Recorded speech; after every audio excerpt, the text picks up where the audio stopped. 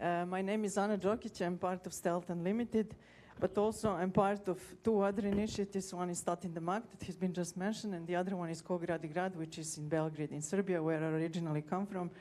And it was really great to hear Caroline's presentation just before this, because with Start in the Mark, we are in the bottom left corner of that image, and now I'm coming from that image here into reality. I guess that bottom left is not just a position on a drawing. I think that it's also a political position that we have. My presentation is called Imagining and Enacting Other Worlds, and also thanks to Christine de Baan for the introduction in which she mentioned the notion of degrowth.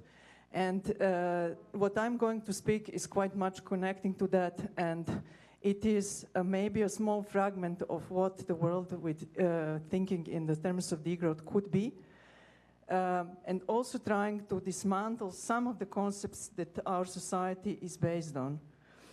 So my presentation starts with a statement that our societies are grounded in debt. Think of the plundering of the environment and the planet, living on the costs of the future, or in the words of economist William Davis, profiting from it and parceling it out well before the rest of us have got there.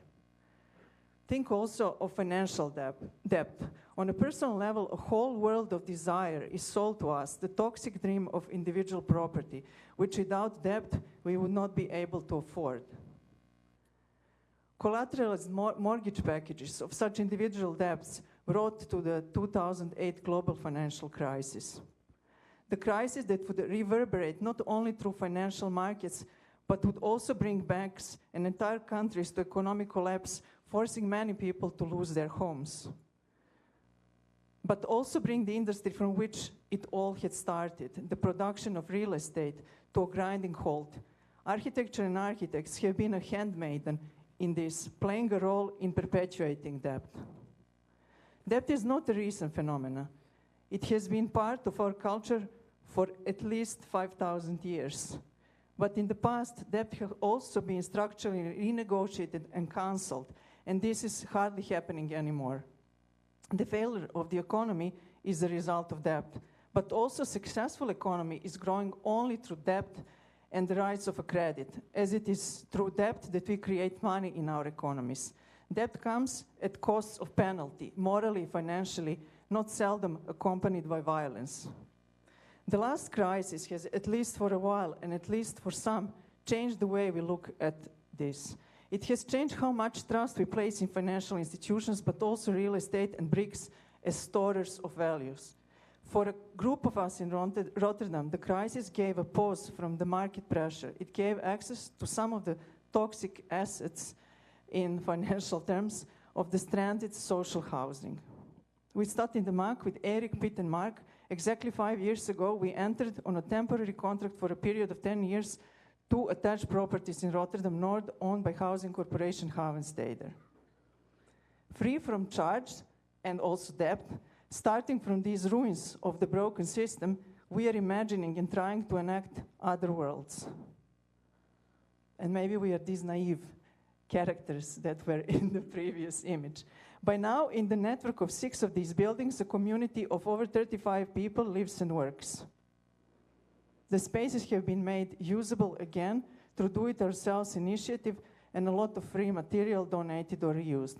Just yesterday, we signed on a contract for 52 more apartments that will be turned into a boarding house for urban nomads.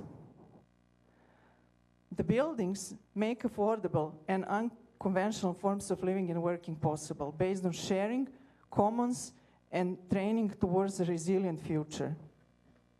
At Start in the Mark, the traditional triangle client, designer, contractor has been transformed into user, designer, maker, an organism that is at the same time thinks, does, and uses. While this depthless period gives an opportunity to live and work without the usual pressure, enabling to prioritize other things than chasing income, or as David Graeber calls it, bullshit jobs, it also gives a chance to do things which are not in the straitjacket of the nuclear family. Throughout Europe, and undoubtedly also here, there is a sense of optimism that the crisis is over and that the production, of course, also of the real estate is picking up again. But possibly the most undiscussed fact is that we have good reason to believe that we collectively cannot afford another economic boom. The damage of so-called externalities, in simple terms, a negative externality is anything that causes an indirect cost to individuals and also societies, like pollution, but also financial indebtedness itself, is already far beyond the limits of what nature, economy, and our social structures can take. In Rotterdam, and particularly in North, we feel the pressure, like the 3 times higher real estate prices within the last couple of years, and the shortening of period for temporary use that Stad in the Maak would take on. Strangely, if we want to sustain possibilities for such affordable, varied forms of living and working, we realize we would need a sustained crisis. Or to find a way to take the buildings out of the market. In the current society, where even social housing is part of international investment portfolios to which companies from USA, China, for example, are bidding, of course, the ironic thing is that the only way to go on is to go through the speculative loop and go through the market, going down the debt road. With this prospect, over the last 3 years, with Stad in the Maak, we made 3 attempts to buy properties and bring them to the benefit of the community, combining living for a variety of us misfits. With no success yet. This would have been a depressing story if it would have ended here, but it has opened a future where you are no longer acting like a lonely individual, and where, in the long term, we could come to relationships in which the debt is no longer the structuring element.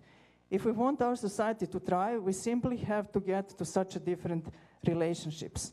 During the last decade, in Rotterdam, as in many other places, a considerable number of practices and initiatives has stepped beyond the crisis as framework for action. Understanding systemic change in itself is essential.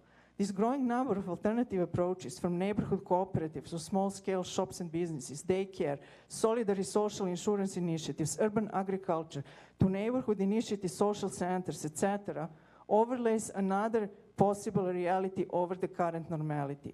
However, the borrowed spaces of their existence have come under threat, posing a massive challenge to securing a long-term future. We find ourselves among them. Meanwhile, some of us have distanced ourselves from what we perceive as a set of economies, architectures, and politics devoid of future.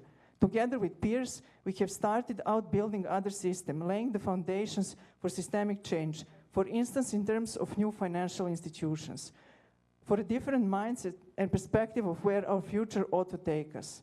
This has demanded a rupture from the beaten path. And for most of us, however precarious, there is no going back to the business as usual. Anna Džokić.